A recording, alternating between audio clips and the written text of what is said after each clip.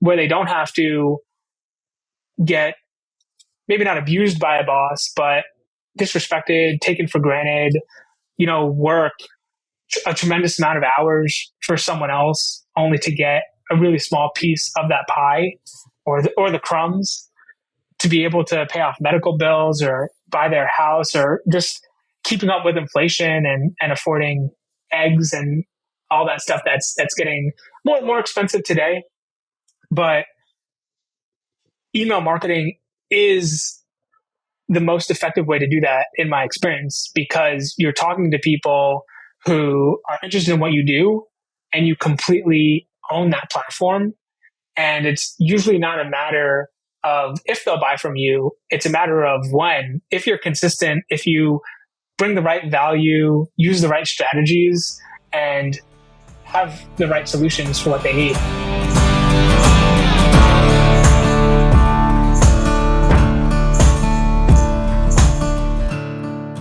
You're listening to the 7-Figure Leap podcast. We're here to leverage rich relationships and smart strategies to take your business to the next level. Here's your host, Dustin Rieckman. Welcome back to the 7-Figure Leap. I am honored today to have a friend, a client, someone who I'm a client of, Zack Zeller, joining us today. And we were reflecting back. I always like to open these up with how does this connection happen? Because it's kind of fascinating, at least for me, to look back and realize when you plant these different seeds with relationships, all the different ways they sprout in the future. And so Zack and I actually met in someone else's group coaching program, a guy named Sean Anthony, maybe a future guest here. But Sean's great. And it was really cool about that whole experience. I think Zack probably remember better than me. I think there were 8 or 10 people in this group. And we finished this email marketing group coaching and it was great. And then 5 of those people, including Sean, who was the host of that group, ended up in my accelerator program. And then we all got to hang out for the ensuing 90 days and really got to know each other and have really, I think all of us have bought something from each other and just grown each other's businesses over the past 16 months since we met. So Zack Zeller, it's an honor and privilege to have you here. So thanks for being here. Please take a minute and just introduce yourself to the audience. Yeah, no, I appreciate that. I'm super excited to be here too and be a guest on your podcast after learning podcast guesting from you, kind of meta that way. But what I do is I turn email subscribers into your super fans that buy your high ticket offers. And it's a mixture of being your marketing coach, but also doing the heavy lifting as well. Because a lot of the businesses that I see, they're doing a lot of hand-to-hand combat. So selling out their courses or filling their groups is a lot of outreach. It's a lot of follow-up. It's a lot of being on social media, LinkedIn, Facebook groups, getting on calls. And the marketing systems that I install for them help add a lot more leverage so they don't have to restart every month or every time they're looking to do a big promo or a big launch. It just creates a lot more of that consistent flow and predictability in revenue of what you're going to make each and every month, and helps it compound too to continue growing. Yeah. And so to give credit where it's due, even as we get started here, I guess I'll endorse your work before we even talk more about your story and all the things you're up to. Zack does that for me. So he's an important who in my business. So if you guys are on my email list, you're probably hearing my words and my stories expressed through Zack's fingers and his team, because he's a great translator of big ideas into these, repeatable, in many cases, automated marketing systems and messages, primarily through email, at least the way that we work together. So if you want a taste of Zack's work, make sure you're on my email list. If you're not currently, by going to 7figureleap.com and hopping on there, I think we put out some really cool stuff, and I get tons of great compliments on the emails, and I'm like, I'll take partial credit for that, but I do have some help in making that consistent and coherent and part of a bigger picture. So, we'll start there. But Zack, I'd like to dig into why people do what they do, and what you just expressed is pretty specific, and it's really cool and it's really powerful. But people don't stumble into selling high ticket offers, through repeatable email marketing systems. So I guess go back as far as you want. I don't know if you want to go to high school, college, coming your first entrepreneurial journey, but I'd love to just unpack your story a little bit so then we can kind of lean in and dip into different parts of it and start to really understand why you are who you are today and doing the cool things that you're doing. Yeah, I mean, I fell into this by accident because I was at the time in college just about to graduate with my engineering degree, and I looked at my engineering teachers and they seemed kind of unhappy. Like their lives were in a sepia tone setting, that they didn't really get lit up by the work that they were doing. And I was also really passionate about fitness and nutrition at the time, getting a minor in that and leading a club. And I wanted to go and do that full time.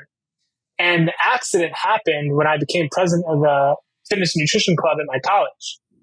There was a fumble when I became president, and we didn't have a budget because the last president dropped the ball there.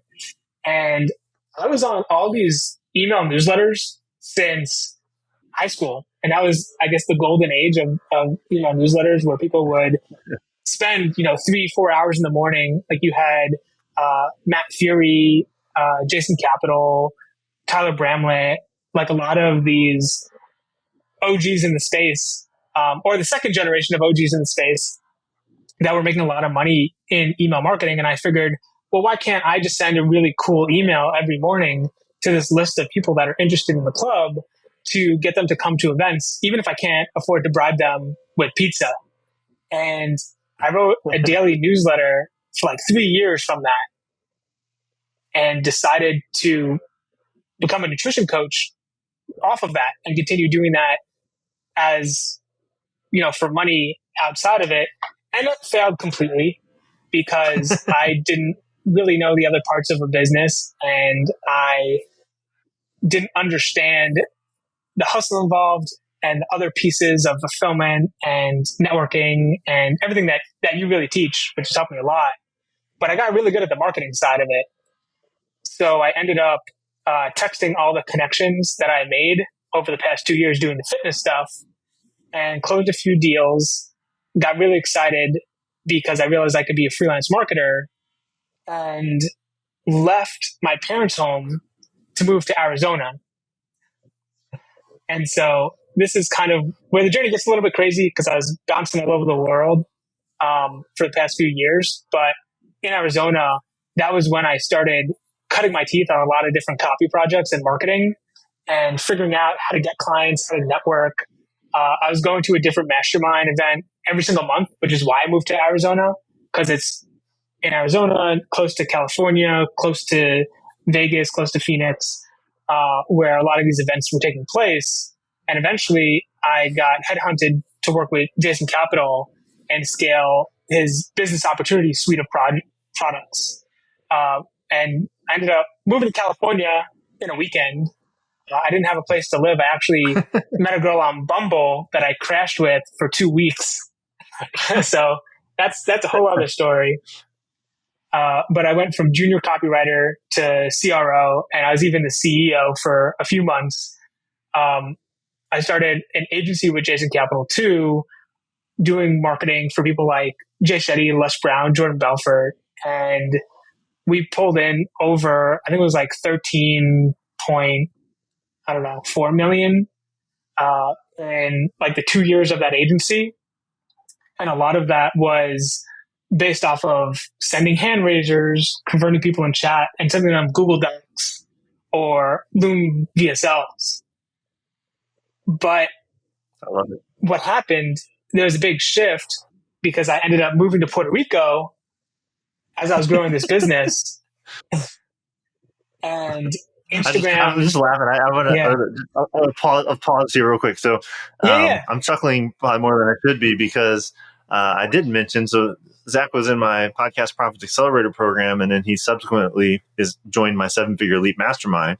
And I've mentioned on other episodes, we met in person a few months ago in Orlando. And so we had a couple late nights, fun stuff by the pool, walking lakeside. And it was kind of like this experience that the audience is getting now. I'm like, so hold on a second. So you're in Arizona, and then and then one weekend I moved to California, and then now I live in Puerto Rico. What's really funny is like the parallels between you and me. Like I'm older than you, so like I had like Ryan Lee to admire, and like where then you had his like disciples in the email copywriting, email marketing world. But I also went to engineering school, and I also had that similar sort of. I'm not sure that I want to stick with this. Now I did, and I went way more traditional and got married right the month after I graduated, and worked in 15 years in that career. Whereas Zack took the screw it, I'm just going to go like live life and look at opportunity and jump without a parachute in many cases. And it's really cool though that like, you fast forward a decade or whatever it's been, and like now we're in such close circles, and we learn from each other, and we purchase from each other. So I know there's something there for me. It's like, how cool are these entrepreneurial journeys that in some ways are very similar and in some ways are completely different. So please continue on from your Puerto Rico step in the journey here. Yeah. And I guess the reason I wanted to share this whole story too is not just because it's crazy how many times I've went across the country, but a big part of what I was reminded about from you and what I learned from you is committing to the process. Mm-hmm. And it doesn't have to be as intense as moving across the country several times, but there needs to be a certain line in the sand. There needs to be a certain, this is me taking a step to this new world. And I know that if I take my sweet time dipping a toe into this online business pool, I'm never going to get in. But if I just do a cannonball and immerse myself, there's going to be a period where it sucks, but you're going to develop a lot faster. And so that brought me to Puerto Rico, not knowing any Spanish. And essentially, I've been here for the past 6 years. Jason Capital's business pivoted, so he shut down his personal brand. And there were a lot of stuff that came behind that. The biggest point is just not to have a single point of failure in your business, because we were heavily relying on Instagram with a lot of overhead costs for production team, for setters, for tech people. And it just wasn't a lean business, and to pivot would have cost us a lot of money at this point. And so we just decided to scrap it and pivot. But I ended up going through a big change, meeting the love of my life, Sandy, in Puerto Rico, and adopting what ended up being 3 dogs over a period of like the last year.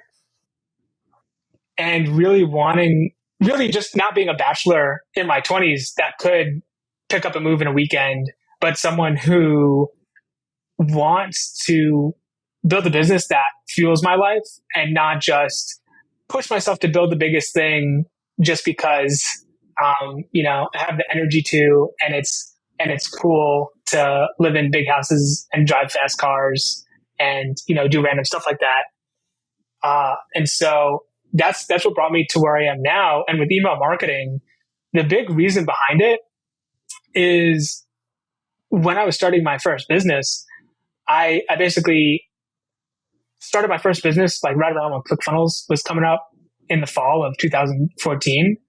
So I didn't know about ClickFunnels. I paid like $2,000 and change to hire a web designer to put up a sales page for my first product, the Black Smoothie Secret. And it was like all of my Hanukkah, like bar mitzvah money, not Hanukkah money, my bar mitzvah money. But Bedros Keuilian, who's in that circle with Ryan Lee and Greg Valentine and all those people, recommended this person to me. She does good work. She knows direct response. She can get the job done. And I'm like, oh man, I hope once this site's up, it's going to solve all of my problems. And it didn't, because there's a lot more that goes into getting traffic and driving a business and following up with people. But for me, that hurt me a lot because I had to go back to the drawing board. Like I shot off a lot of cash and it didn't return. And it was another big buildup that didn't pay off. And it was more information for me. But I just realized that there's a lot more people out there that are really good at what they're doing. They're looking to make money for their families, for themselves, to live whatever their version of that free life is, where they don't have to get maybe not abused by a boss, but disrespected, taken for granted, work a tremendous amount of hours for someone else only to get a really small piece of that pie or the crumbs to be able to pay off medical bills or buy their house or just keeping up with inflation and affording eggs and all that stuff that's getting more and more expensive today. But email marketing is the most effective way to do that in my experience, because you're talking to people who are interested in what you do and you completely own that platform. And it's usually not a matter of if they'll buy from you. It's a matter of when. If you're consistent, if you bring the right value, use the right strategies, and have the right solutions for what they need. Yeah, I love that. So kind of some lessons I've picking up from your journey is the big word was commitment, right? And with your fitness background, Zach, I know you'll recognize the tagline from Beachbody. So Beachbody, a lot of people don't even know the brand Beachbody, but they know like P90X or like Insanity, like some of these big workout programs. I'd say 5 years ago, 10 years ago was really at the peak. But I just love their tagline, and it's decide, commit, succeed. And you at some point made a decision, like, I'm not going to, despite going to engineering school and growing up on the East Coast and like having this traditional path very laid out in front of you, right? Being the president of the nutrition club, you said, I'm not going to do that. Like, I'm deciding to, like, I want to go in this world of marketing and entrepreneurship and this way different lifestyle that I see some of these people leading. And deciding is one thing, and it's really important, right? But then the hardest part's the middle part, I think, and that's the commitment. It's because it's always going to be hard. There's always going to be valleys. There's always going to be things that go wrong, people that wrong you, relationships that go sour, stuff like that. And you had a deep level of commitment to this, to the point, like, yeah, you moved all over the place. You took chances. You took opportunities. Took a lot of punches along the route. But I think what you distilled that back to us in this journey is like the one thing that still works and has worked since you started in 2014 and even before that in college, right? Like, is email marketing. And I would just say 1,000% agree with that. There's been times I've lost sight of that. And even in 7-Figure Leap, Zach knows I don't have a very big email list, but it's a very lucrative email list because I think we provide a lot of quality and we attract a very niche audience that's interested in sharing the types of values and the types of, the people like Zach who are in my world. So yeah, I guess just all that to say, like, commitment is like a huge theme here. And I think this consistency of email marketing, and that it has always worked. It will hopefully always work. Is there anything you want to add to that? Did I pick up on kind of the nuance of the story there? Yeah, no, I love that. And it always goes back to that difference between being interested and committed, of just, if you have an interest, then, and you're tinkering around, you're just not going to accidentally find your way to success. It's going to take a lot of pig-headed determination to get there. And like, even talking to clients, I was on a consultation call before this, but talking to clients, they're telling me that they're at, 6 figures, 100K for the year, and they feel bad about that. And that's awesome. Like, in the online business space, going from 0 to 100K with coaching and products and whatever you're doing, not a lot of people do that. And people have this skewed perception, of course, because the people who are doing very high revenue numbers, whether those are inflated or not, they're just the most vocal and they're the loudest. But really, if you're in the arena, if you're making your income from this or covering half your income from this, you're in the game, you're doing it. It's just that commitment to it. Yeah. And I've experienced, and we've discussed that first 100K is definitely the hardest. And then you pick up momentum, mostly because you get clarity. And of course you get case studies and you get proof, and which builds your own self-confidence and belief in you. And then you build your visibility. So, this whole flywheel effect has to start at zero, right? And so getting to 100,000 is a huge accomplishment. And then it's kind of the next stage is 100 to 300K. I feel like are kind of that's the next stage of the journey. And then from 300K to a million. And it's Ryan Dice shared with me the rules of ones and threes or tens and threes. It's like 100,000 to 300, 300 to a million to 3 million to 10 million. Each of those are like a very different stage of growth that requires a new really identity for the founder and a new vision for kind of what's next. So, so I love that you're sharing the respect to the people who are certainly not at a 7-figure run rate yet, but they are committed to building that 6-figure business, which is that critical first stage in any type of business, but especially in this like solopreneur world that many of our listeners find themselves in. With that, because you were just consulting someone on this.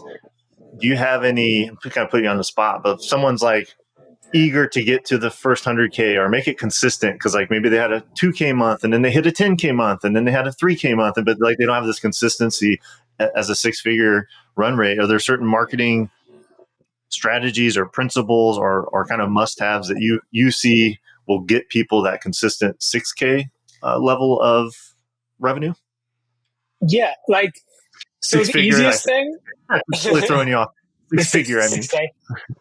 Well, so the front end of the business has 3 marks you need to check off. You need to reach out to people so they know who you are, which is the marketing side. You need to convert them into clients, which is the sales side. And then you need to get them results, which is the fulfillment side. And there's no right or wrong answers across any of those boxes, but you want to play to your strengths here. Because if you're just starting out, I call it like Christianity has original sin. There's like this original debt you have in business where you either need to hire talent to help get you out or build a team, or you're doing it yourself. And most people in the solopreneur space are doing it themselves. If that's the case, make it easy on yourself. And what that looks like is if you're really good at writing, then I would, post on LinkedIn. I would market yourself using writing. So for me, I'm really good at writing. I post on LinkedIn. I build an email list. I'm not trying to do too much in terms of starting a blog and going on Twitter and doing a million things to spread myself out, but I'm just checking that box off. I'm also really good when it comes to sales, again, at copy, at being on these calls where I can actually help people and get feedback instead of trying to come up with marketing ideas in my head to imaginary friends and get those results. So I'm on sales calls. And then for fulfillment, the simplest thing for me to do is go in on an ongoing basis to both consult and course correct on the strategy and actually handle the fulfillment of writing and scheduling, these email assets. And so for me, that's been the easiest way to get to that, 10 to 15K per month mark. And it's going to be ugly. It might not be super scalable, but it's going to get you to that point where you have enough cash to start offloading these tasks. And I call it letting go of your Legos. If you've seen that talk or read that article, where it's, okay, my identity right now is I'm in the driver's seat, I'm writing copy, I'm on all these calls. But once I have a base of these clients and I'm making whatever 6 figures, then maybe it turns into me taking a lot of these templates and training other copywriters and not taking on that invisible overhead cost of writing, scheduling, looking over the data for all these clients' emails, but actually giving the system to other copywriters to help them stay competitive in light of AI and all this stuff. So taking it a step back from being super specific if you're looking to get to your first six figures, your biggest problem is getting a demand for what you actually sell. And the way to solve that problem is creating a sort of minimum viable product, which isn't just about what the market wants and needs. It's about where you have a unique advantage in that the work is more enjoyable to you. You have a skill with this work, or you have some sort of personal connection to the market or to what you provide as a solution. And so when you focus on that and you can handle the fulfillment, then you'll reach a natural bottleneck of capacity. And that's when you could look at maybe instead of working one-to-one, you do one-to-many. Maybe you do, instead of one-on-one sales calls, you do webinars. Maybe you have courses instead of consulting with people. And you could add different models depending on, again, not just what your constraint is, but what you want your outcome to be. I love that. Yeah, that's something we talk about in the mastermind pretty frequently when people are in a hot seat session. And many times I'm guilty. I'm number one most guilty of this sometimes, but like trying to solve problems that don't exist yet. And so I love the simplicity of like your business is three pieces, and like at first you're probably doing all three unless you've just got some money, to hire some of that stuff out. And it's marketing, sales, and fulfillment. And what I loved about what you shared is like, you have some unique ability. You may need to get coached. You may need to be in a mastermind or something to kind of daylight it for yourself, because it's hard to sometimes see it for yourself. But once you know what that is, layer as much of your unique ability into all three phases as you can. So Zach's just a master at writing. So it makes sense that his marketing is oriented towards writing. Much of his sales conversion happens through writing and when necessary conversation. And then, his fulfillment is writing. And so I love talking. And so, like podcast guesting and podcast hosting are like, it's a great medium for me. Like this is totally fun for me to do. All right. And so, and in the early days, it was like one-on-one coaching, showing people how to do podcast guesting. And then it was small groups. And then I figured out that I could actually marry that with all the digital marketing nerdiness and experience I had. And I can create a mastermind or an accelerator was initially. And then, from there, the mastermind. And so even in my journey and in Zach's journey, you can really hear the 0 to 6 figure and then the 6 figure plus versions of these two very different businesses, but both in the marketing space. So Zach, you've got so much cool experience. I know you're like building your own business up to very sustainable and scalable levels, as you just kind of walked us through your process for that. But you've also been in some larger organizations and people in hypergrowth, sometimes maybe too hypergrowth, where they got too devoted to one channel, as you mentioned earlier, and kind of the wheels fell off. But what would you say in the lessons you've learned from that, like going from 6 to 7 figures?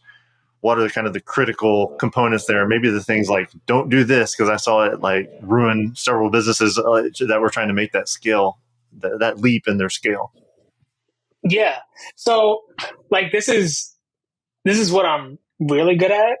And over the past 2 years, I wanted to challenge myself to essentially go through the phase of starting my business.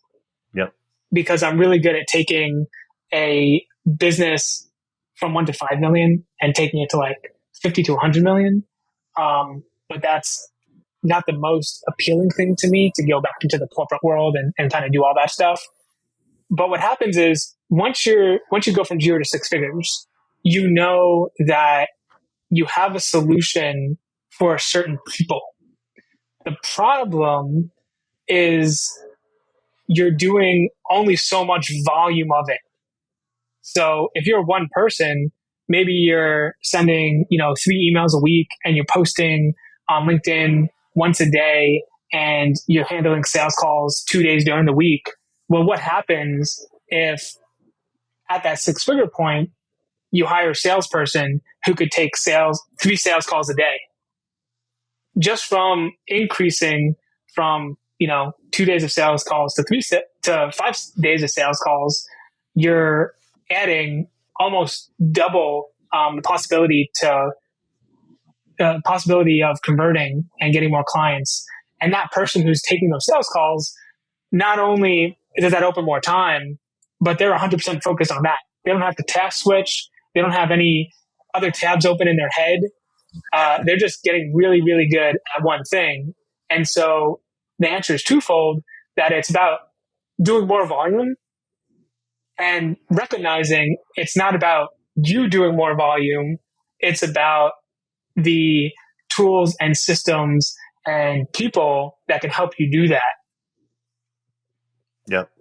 And at that point, you've got presumably the cash flow to support that, where you can do it, responsibly and obviously ramp up and scale up at an appropriate pace. But yeah, I really like that. I think, again, if people are knocking on six figures, or they're in their first six figures and they're like, man, I really want to get to seven. Well, first of all, you should pause and appreciate the fact that you found product market fit. Like, no one earns six figures consistently without having, like you said, something, service, product that someone really wants, because that doesn't happen by chance. It's actually quite an accomplishment. So don't throw that away. Like, I've seen that mistake a lot. People, they get six figures and they're like, well, I really want a seven-figure business. So then they're like, well, I'm just going to go do something completely different. And I've done that. I've had numerous online businesses where like, hey, this is pretty successful. Why don't I just go do something completely different?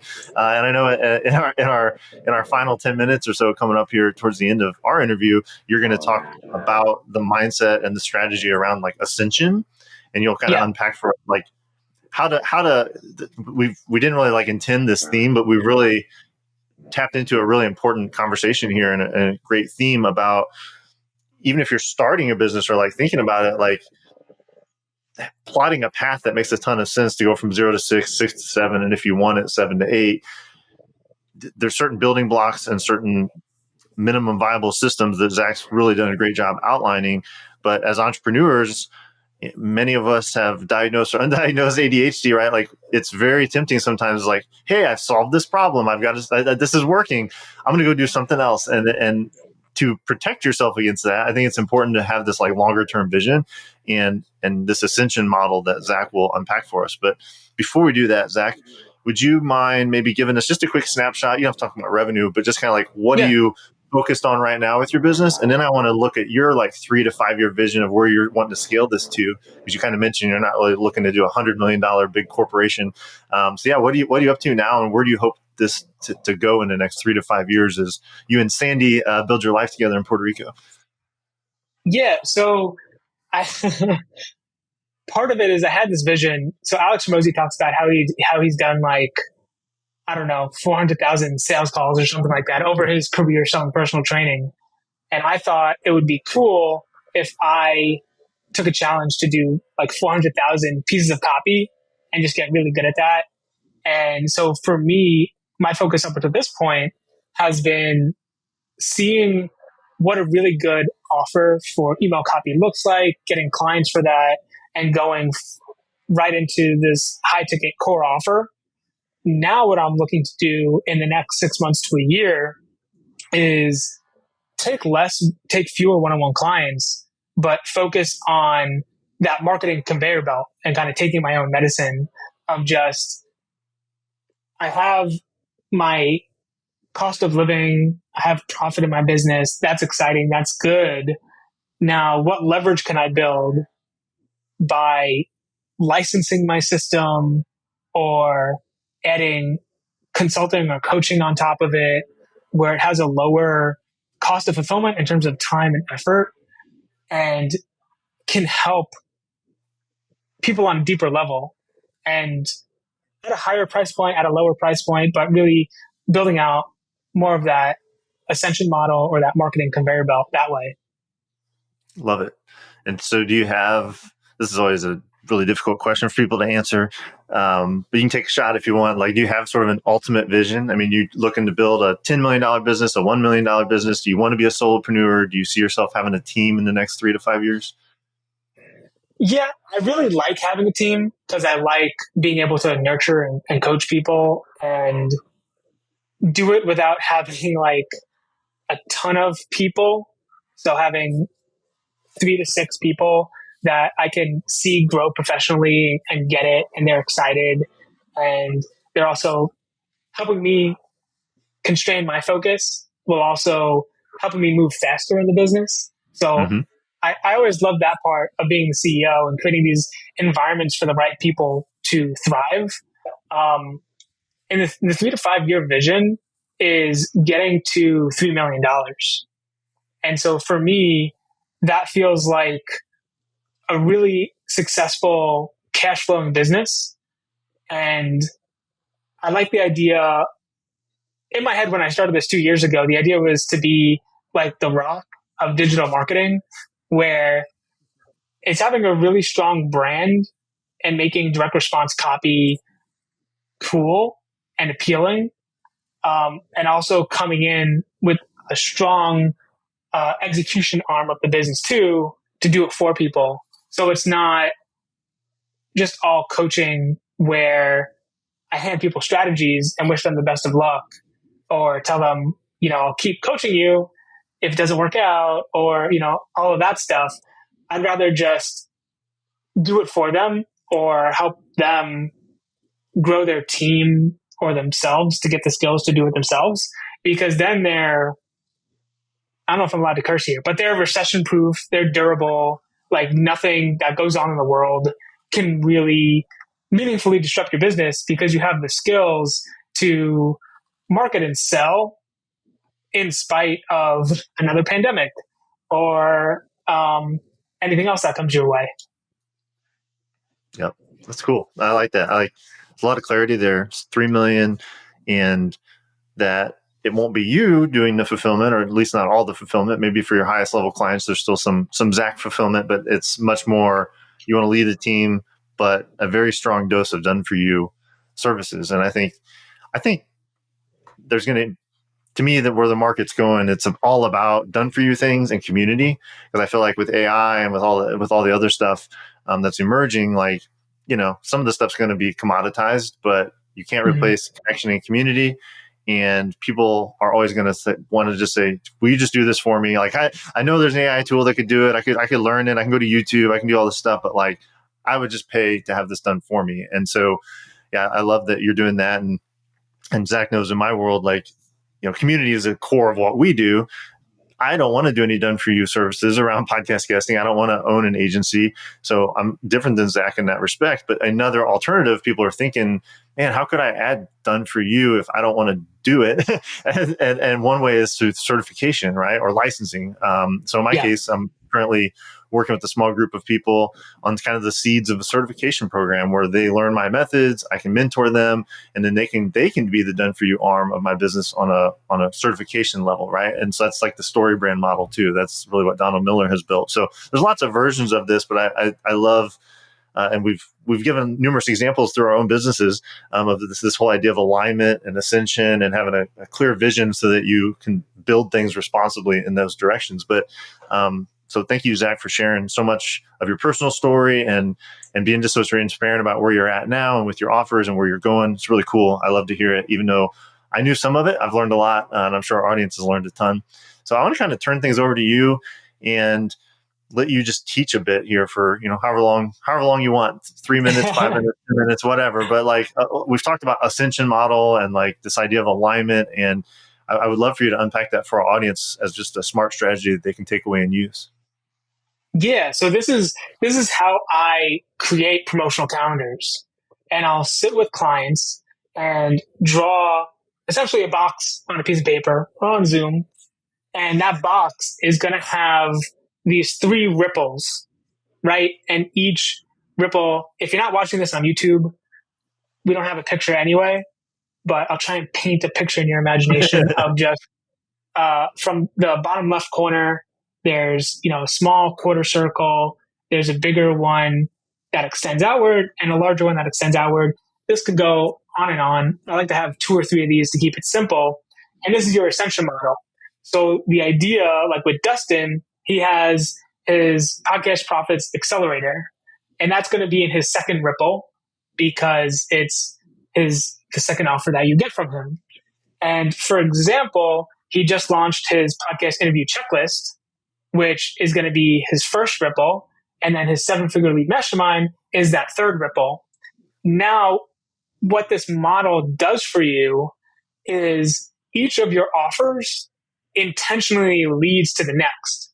So if you're struggling to fill this in, I like to think of, well, what's what's a little bit of a bigger promise or a little bit of a smaller promise you can use to go up or down here. And what happens is this gives you 3 different levels of service, 3 different price points, so that when you're promoting through email or you're on sales calls or, whatever, maybe not on sales calls, but in a sales conversation, someone comes to you, you have a solution that can serve people where they're at based off of not just budget, but current pain or their need. And you have a way to lead into all your other offers. So over the course of a month, for example, at the start of the month, maybe we're looking to put out a few hand raisers to see if people want to go straight into the 7-figure leap mastermind and just say, hey, it's new quarter. We're looking, for 1 or 2 more people for this. It's a very premium, exclusive experience where we do 1, 2, 3, and you need to have certain qualifications to get there. And we can send that out to the list, to a certain segment. And that's what we would promote for that week, right? Maybe Right. next week, not everyone's going to spend or invest that high of an investment, especially if they're just getting to know you, or maybe the timing's not right or whatever it is. But maybe you can still help them and they're still in the market for what you want. Especially if they're following you, or if they're on your email list. The closer they get to you, the more likely they are to have a problem you can solve. And if they haven't purchased anything from you, they probably haven't solved it yet. But if we go from, let's say, super high ticket to a $10 podcast interview checklist, well, that's a super low risk offer. Sandy knows I could spend $10 a day and not even realize it. And there goes $3K a month. But people could spend $10 on a podcast interview checklist, get a lot of value from it. And even if it's junk, that's, a risk they're willing to take. And for the record, I've seen Dustin's podcast interview checklist. I've gone through it several times. It's very good. And then the thing with that too is on your email list and with your buyers, it's all about creating and recognizing patterns of behavior. So if someone buys a $10 interview checklist, they're much more likely to give you, $300, $3,000, $30,000 of an investment to go into the next thing. It's kind of like when you get into golf, you don't just buy one golf club. Typically, within a month of getting into golf, you probably spend, $2,000 to $3,000 in all this different gear and covers and balls and cases and stuff like that. I've definitely seen that with hobbies, and it's kind of the same thing there. Yeah, your first experience, to use the golf analogy, might be like, I'm going to go to the driving range and pay $10 for a bucket of balls to see if I like this. And you're like, oh, I actually do like this. And then maybe I'll go get a used set. And I'm like, well, actually, now I'm identifying my identity as being like, this is part of who I am. So now I should invest more and I can go deeper and I want to be part of a golf community. Like, I'm using obviously kind of a weak analogy, but that's awesome. I love the way you're talking about Ascension with the concentric circles. It's different than, the value ladder or the, a lot of times people like it's a staircase. I like, for some reason, there's something about the concentric circles because they're not exclusive of each other. They're like, they overlap each other, meaning the interview checklist in our example fits within the accelerator and the accelerator fits within the 7-figure leap. They're not like jumping from one big level to the next. They actually all have a lot of continuity between them. So if someone's like, hey, that makes total sense, I want to build these 3 concentric circles, which one do you think they should build first? Yeah. So honestly, I feel like there's going to be one that people are just going to be closer to. Like my answer would be to plan them all out, because the problem that this solves is if you're in business and you're not doing too well, you're probably looking over to see what other people are doing. And then you get really confused that way because you're like, oh, I should write a book. This guy has a book. He's a published author. He's doing great. This person's doing speaking. I should go do that. this person has group coaching, or this person has an agency, or this person is buying businesses. Like, and you get crazy, and you just look for what product market fit can I get?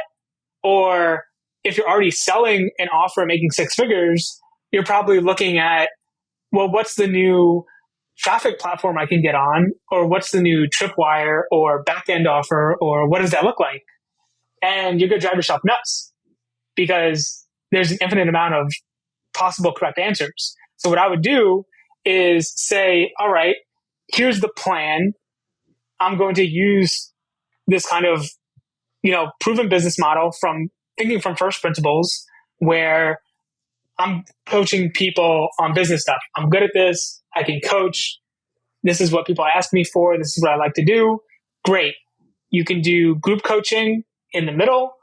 The high ticket can be the mastermind type of experience for the people that want to continue on with you, because there's always going to be new evolutions in business, new problems to solve. That could be great.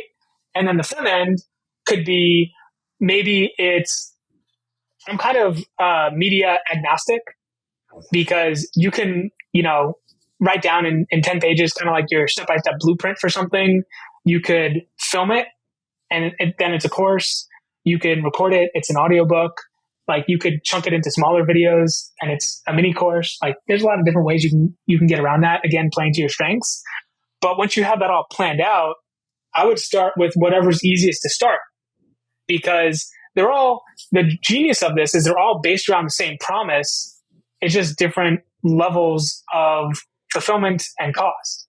And so, like, if I want to go to Hawaii, I can get a boat there. I can swim there. I can go coach. I could fly a private jet. It's all going to get me to Hawaii, but the experience and the costs are going to vary. So if I want to learn how to be a podcast guester with Dustin, I could get his $10 interview checklist and take a step towards that. I could join his mastermind group at the very high level and, build my whole business with relationship marketing. I could just go for the podcast profits accelerator and have, my problem solved that way. But yeah, like, to me, it's less about what you're doing. It's more about what you're saying no to and creating that focus. And understanding that, hey, it takes time to build this out. And maybe you start with that high leverage group coaching offer, or maybe you start with the one-on-one offer and you start selling it and you get that cash flow in and you build that out. And then you trickle down the lessons that you learn into the most useful assets that you can sell as that tripwire or lower ticket thing, or you learn from one-on-one people what they need, and you turn it into a group experience on a very specific outcome. And that's the other side of business, where it's not just about using marketing and sales to solve all your problems. It's about learning what your target market needs and wants from you. Because, again, I've talked to people about this that have the next greatest business or fat loss or relationship solution, but it doesn't sell because people don't want it. Or the opposite problem in the bro marketing space is you sell too much of something and you don't have the capacity or leadership skills to fulfill for everyone. But it's your business. So you can sell as much of something or as little of something. You don't have to offer a guarantee. You don't have to have fake urgency or scarcity. You don't have to do what the competition does. You can do your own thing to give people the solution they need in the way they want it. And that's awesome. This is a way to guardrail yourself from going too crazy with that. Yeah, I love that. Like, it's about you and your market, but it's also about you. It's like, ultimately it's about you. If you're not, especially you're a solopreneur, if you're listening to this, I'm sure you're a founder, an entrepreneur of some sort. You're your own worst enemy in most cases. So designing your business, your offer stack, your fulfillment, all of those things around your strengths and protecting, like you said, putting these guardrails up, that's really sage advice. And that, yeah. And the other thing I would just add to that real quickly is, yeah, start with the one that's most fun. If you're not sure, if you get this stack built out and on paper and you're like, I don't really know, like, yeah, choose the one that seems easiest, maybe the one you've already experienced the most. And realize that it's all going to change, right? Like you want to have a roadmap that will work, but then you're going to get into it and you're going to realize, oh, like I'm really sick of doing one-on-one, but I'm actually really good at leading groups, or vice versa. Like I thought group coaching was the thing, and actually I kind of hate it, and like I've missed my one-on-one days. Well, then you can do one-on-one. Maybe you want to charge more for it. So there's always going to be iterations and evolutions. That's part of the fun of business, is it changes and the market changes, and the economy changes. There's a lot of things that will change is inevitable, but I think setting up something that can be successful from the start and doing it with this Ascension model in mind is super smart. And yeah, it's what I've done in some cases on accident, in some cases by design. I wasn't as intentional about what's been built here over the past, I guess, 18 months as Zack outlined, but boy, I sure wish I would have had this expertise and this wisdom and this foresight, back when I was building the building blocks, because it would have saved a lot of pain and missteps and wasted money and energy. So I hope everyone listening to this is excited to learn from Zack's own experience, my own experience, and do this right from the start, or course correct if you realize now, like, oh man, I totally have 3 disparate offers that don't serve each other, and they don't have concentric circles that line up. Now's the time to start making those changes and redesign your Ascension model so that it does work. So, Zack, this has been awesome. I kept you way longer than I told you I needed you, but you've shared like so much, I don't want to stop.